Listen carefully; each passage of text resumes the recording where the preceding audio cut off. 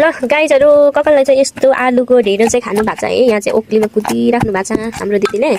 अब ढिँडो भइसकेपछि हामी देखाउँछौँ ल। म चाहिँ यस्तो तरिकाले ढिँडो चाहिँ मुस्नु होला गाइजहरु। गाइजहरु यसरी यहाँ चाहिँ बुढी आमैले देखाउनु यता आमैले सिकाउनु भएको है। हाम्रो आलुको ढिँडो लेकतिर चाहिँ यसरी खानुहुन्छ अरे क्या।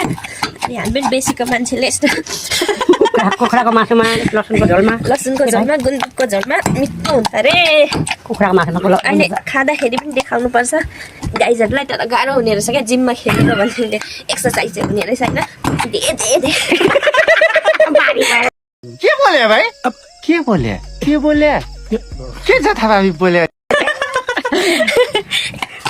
पसिनै आउँछ अहिले पसिनै आउने रहेछ पानीमा चप्नुपर्छ नि गाह्रो छ खानु त्यतिकै मिठो हुन्छ त। यसरी खानुहुन्थ्यो है आन्टी पहिले ओकेमा ड्याम ड्याम म चाहिँ भिड फर्किन्छु अनि आलुको गाह्रो रहेछ।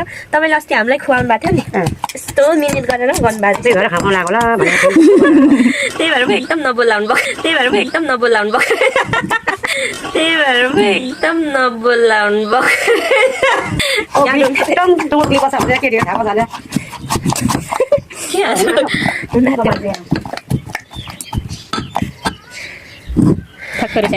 पर्छ है साथी हो। ढिँडो पाएको है ढिँडो आलुको ढिँडो मुझेर कोदो ढिँडो। यो चाहिँ सुनको थाल हो खत्तम सुन महँगो छ।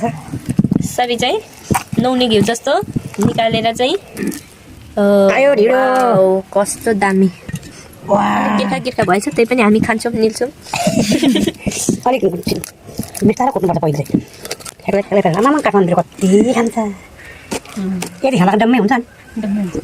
आमै चाहिँ शेर्पेनी आन्टी हो। टोलको शेर्पा खम्बुको राईको टिका आलु खानुलाई मुनिमा त सक्लै रहेछ नि ध्यान।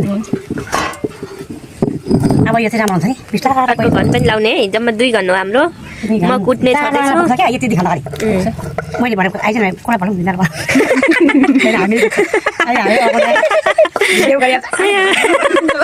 सुन्छ होला भिडियोमा। गाइजहरु हाम्रो चाहिँ ढिँडो रेडी भयो। यहाँ लसुनको झोल मिठो टेस्टी मलाई यत्रो दिनुभएको म त यत्रो खाँदिनँ। यसरी यसलाई चाहिँ यस्तो चोपेर अरे यस्तो खाने अरे।